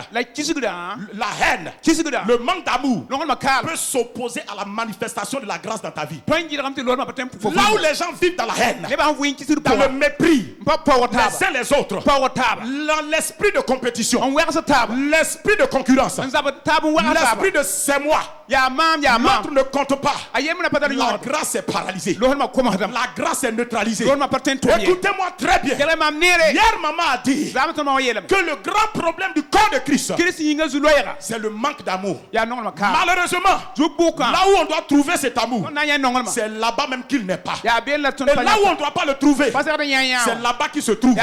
Souvent le monde a plus d'expression d'amour que le corps de Christ.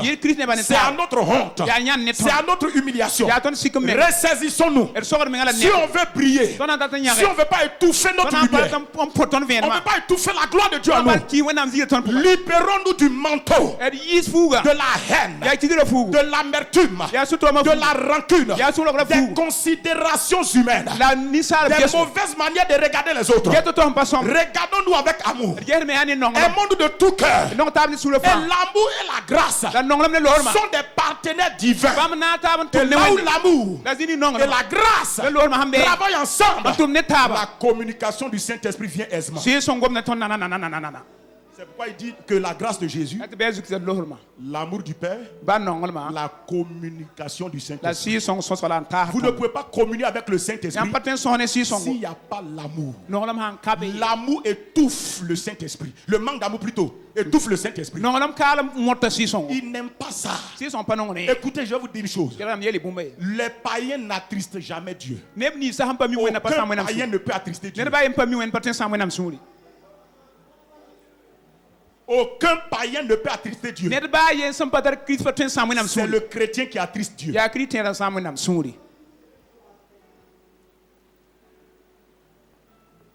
Je te pose la question. Si la femme du voisin insulte son mari, est-ce que ça t'attriste? Hein? Ça t'attriste? Tu sais qu'elle a péché. Ça te fait mal. Mais tu n'es pas triste. Mais si ton mari t'insulte et que tu insultes ton mari, c'est là que tu es triste. Parce que la tristesse est ressentie par celui qu'on aime et qui est censé nous aimer, mais à qui on ne donne pas ce qu'on doit donner. Le Saint-Esprit nous aime dans sa sainteté. Il est venu habiter en toi et en moi. Et il est partenaire avec toi. Il veut te faire briller dans ta destinée. Et c'est toi maintenant, celui qui t'aime là, tu fais les choses qu'il n'aime pas. Tu gardes rancune. Tu méprises les autres. Tu insultes les autres. Il y a des gens, quand leurs frères se rendent témoignage, ils ne sont pas contents, mais c'est terrible. Toi, tu n'es pas content du témoignage de quelqu'un. Et tu veux que Dieu te donne ton propre témoignage.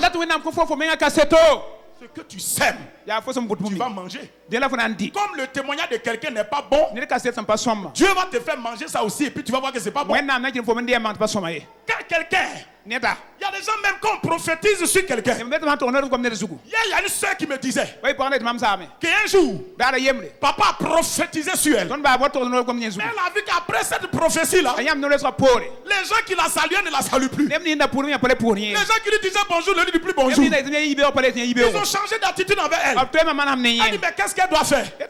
J'ai dit mais salue-les. Vous voyez à quel point le cœur de l'homme peut aller. Je te pose la question entre nous. Dis à ton frère, est-ce que tu es prêt à voir ma grandeur, mon élévation? Ça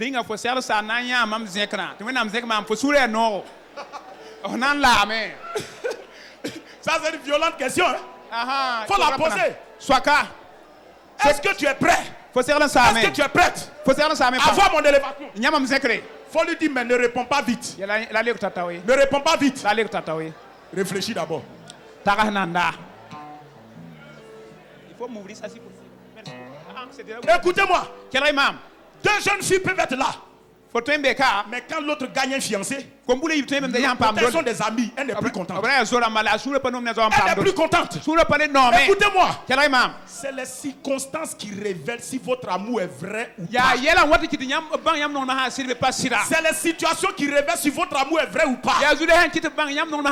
Écoutez-moi. Si nous tous on était justes, ça n'aurait jamais révélé que Dieu aime quelqu'un.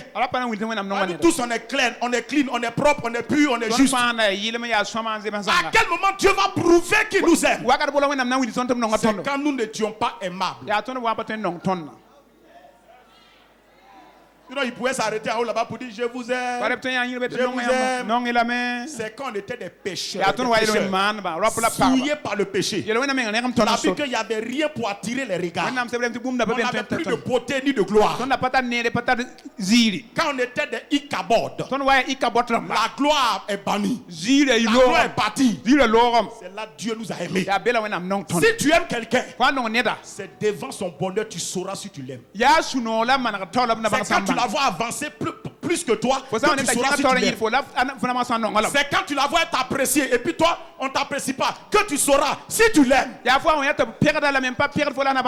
son mari a acheté voiture pour elle et toi, on n'a pas acheté pour toi. C'est là on verra si tu l'aimes.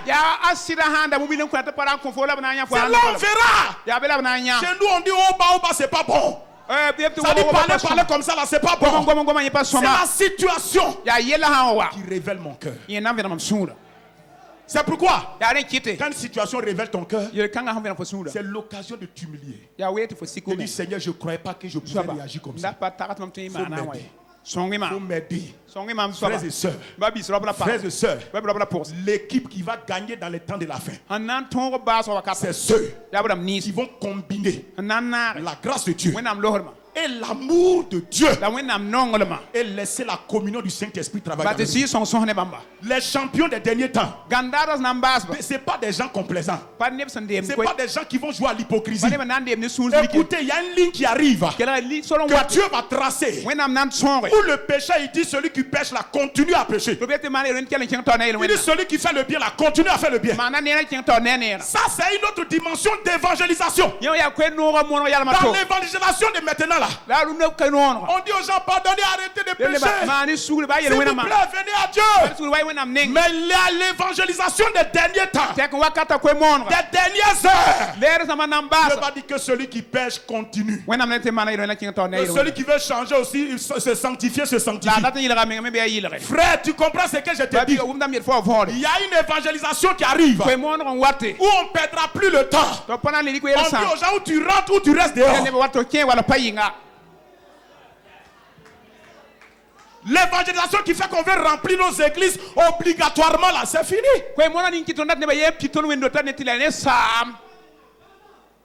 L'évangélisation par le marketing, par les affiches publicitaires. La vraie évangélisation, c'est ce qui fait naître des gens dans le royaume.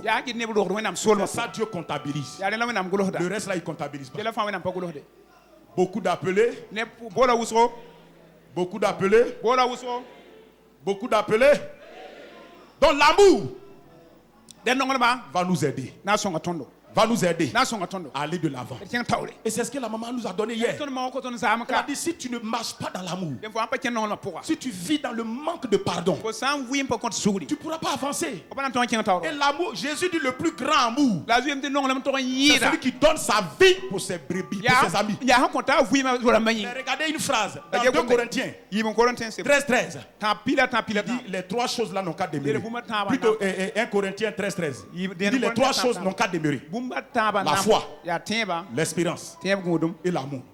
Il dit la plus grande de ces choses c'est quoi? Regardez bien la phrase. Il dit la plus grande de ces choses c'est quoi? Mais il dit la plus grande de ces choses c'est l'amour. Mais il vient dire maintenant dans Jean 15 au verset 13 qu'il n'y a pas de plus grand amour que de donner sa vie pour ses amis.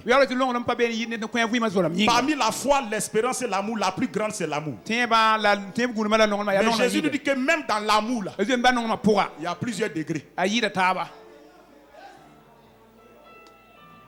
Le premier degré, par exemple, un exemple. Il y a un des degrés de l'amour. C'est de prendre ce que tu possèdes comme bien donné à quelqu'un. Ya rik fo hontal bum ni ko Tu partages ton bien avec l'autre. Fo puita fo hontal Il a faim, tu lui donnes à manger. Ça, c'est le minimum de l'amour. Tu vois que il marche, tu lui payes un taxi, il s'en va. C'est le minimum de l'amour. Il y a un autre degré de l'amour où on t'a fait du tort, où on a blessé ton cœur. Il faut pardonner. Si tu arrives à pardonner, tu es rentré dans un autre degré d'amour. Parce que ton ami avec qui tu es toujours là, il peut arriver qu'un jour ton ami personnel intime là te blesse. Et souvent les blessures difficiles à pardonner, c'est ce qui vient de la part de ceux qu'on aime. Hey, tu n'arrives pas, c'est difficile. Il faut que tu quittes le degré d'amour où vous vous partagez les biens les uns les autres, mais où que tu arrives à lui pardonner ce qu'elle t'a fait. C'est un autre degré d'amour. Il y a un degré d'amour dans le couple. Un autre niveau d'amour, c'est l'amour entre mari et femme, femme et mari. Et là-bas, on doit manifester l'amour. Maman a expliqué tout cela. Mais Jésus dit, le plus grand amour, ce n'est pas quand tu pardonnes le mal qu'on t'a fait. Le plus grand amour, ce n'est pas quand tu prends ton bien matériel partagé avec toi.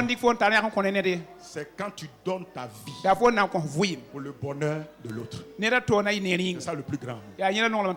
Si on ne marche pas dans ces différents degrés d'amour, notre lumière va vouloir tout le temps sortir, mais en même temps sera tout le temps étouffée. Ça veut sortir. C'est pourquoi d'année en année, le papa proclame, il prophétise, il libère l'onction. Écoutez-moi, l'homme de Dieu fait sa part. Mais quand tu te retrouves seul, il y a ce que tu dois faire pour que la chose là se déclenche.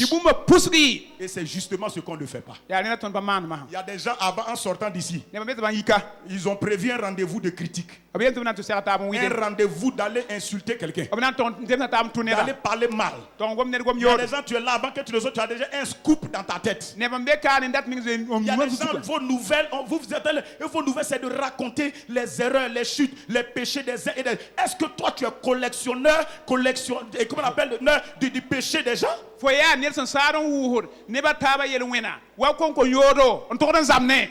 Frères et sœurs, je vous laisse avec ces réflexions. On a beaucoup reçu. J'ai rassemblé pour réveiller ça encore en nous. La Bible dit que la répétition là, c'est une méthode pédagogique de Dieu. Dieu répète à plusieurs manières et par plusieurs moyens les choses qu'il nous a déjà dites. Pierre dit, je ne me lasse pas de vous écrire les mêmes choses. Il dit parce que c'est pour vous salut. Donc, même si tu as dit, il a répété ce que papa a dit, c'est pas un problème. Là encore, c'est une preuve de manque d'amour. On te parle, on t'enseigne, il a répété ce que papa a dit. Tu veux que je répète quoi? Tu veux que je répète quoi? Tu aimes les prophéties, non? Une prophétie, c'est quoi? Une prophétie, c'est quelqu'un qui entend ce que Dieu dit et puis il répète. Mon père spirituel a parlé, je prends, je répète. Pas de mal à ça. Gloire à Dieu. Tenons-nous debout, on va rendre grâce à Dieu.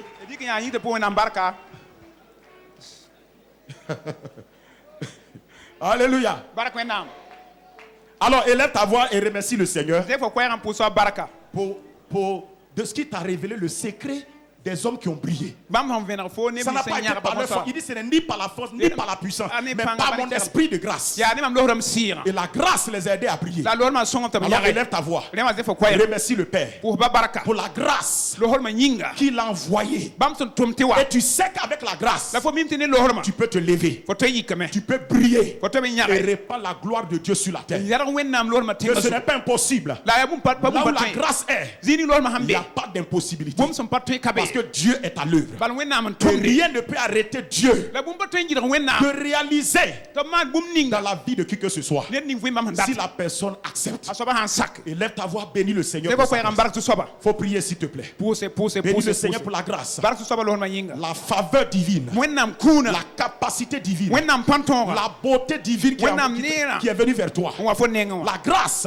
C'est la faveur de Dieu. C'est la capacité de Dieu.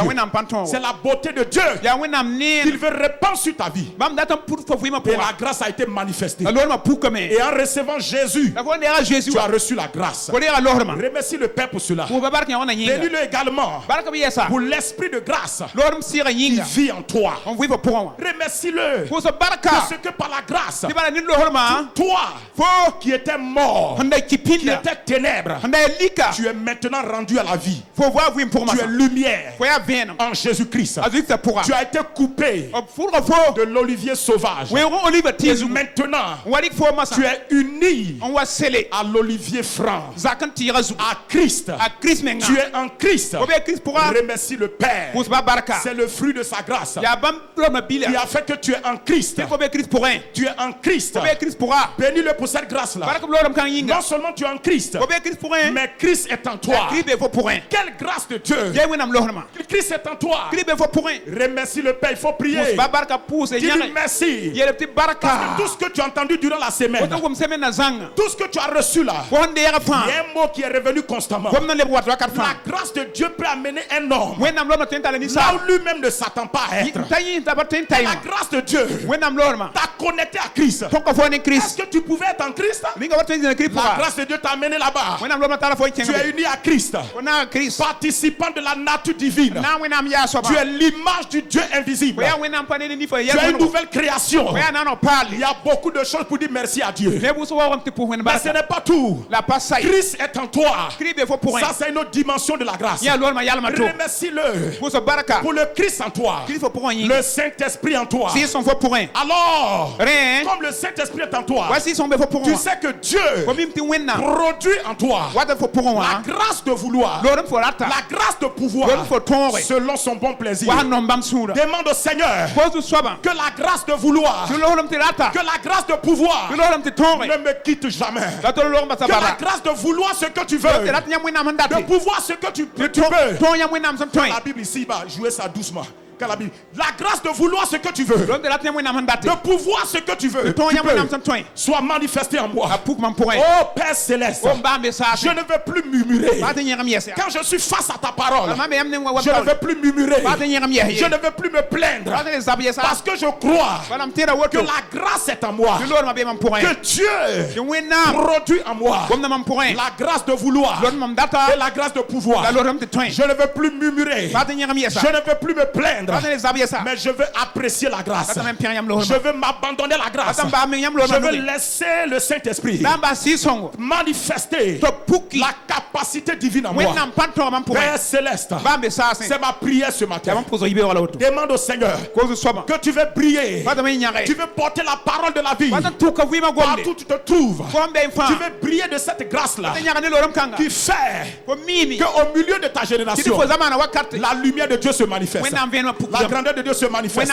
Lève ta voix encore et prie en demandant au Seigneur, lui le Dieu vivant, qui te donne d'opérer dans la vie surnaturelle. Cette vie surnaturelle où le Saint-Esprit est manifeste, où les anges de Dieu sont manifestes, où les dons spirituels sont manifestes, où les signes, les prodiges sont manifestes. La vie chrétienne est surnaturelle. Dis à Dieu que tu as faim et soif d'une vie surnaturelle. Je veux que quelqu'un m'aide à prier ce matin ensemble. Prie ensemble. Parle à Dieu encore. Que Dieu t'aide à mener cette vie-là, cette vie surnaturelle. Car son esprit en toi est capable de le faire. Dis au Seigneur que l'obéissance, la soumission, l'humilité m'anime à l'école de la prospérité. Je veux donner et recevoir. S'aimer et moissonner. Je veux honorer, reconnaître, pratiquer l'hospitalité. Oh Dieu, aide-moi Seigneur. Je demande la grâce de le faire Seigneur. C'est possible. C'est possible. C'est possible. C'est possible. Demande au Seigneur que l'amour qui est possible par la grâce de Dieu soit manifesté en toi. Le Saint-Esprit a mis l'amour en toi. Mais la grâce divine, la capacité de l'Esprit va t'aider à vivre dans cet amour. Alors dis à Dieu encore une fois ce matin, Seigneur, aide-moi à marcher dans cet amour sincère, cet amour sans hypocrisie, cet amour qui donne ce qu'il a, cet amour qui pardonne, mais cet amour-là qui aussi, Seigneur, donne sa vie pour l'évangile, pour mes frères, pour mes soeurs, au nom de Jésus-Christ. Alors prie en langue s'il te plaît. Prie en langue s'il te plaît. Je vous en prie, il faut prier, il faut prier. Prie en langue. Prie en langue. Prie en langue. Prie en langue. Prie en langue. Prie en langue.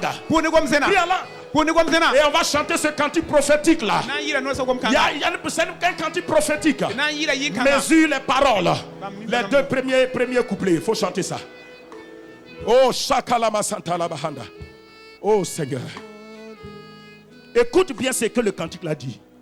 Dans la Bible ici-bas. Illumine nos pas.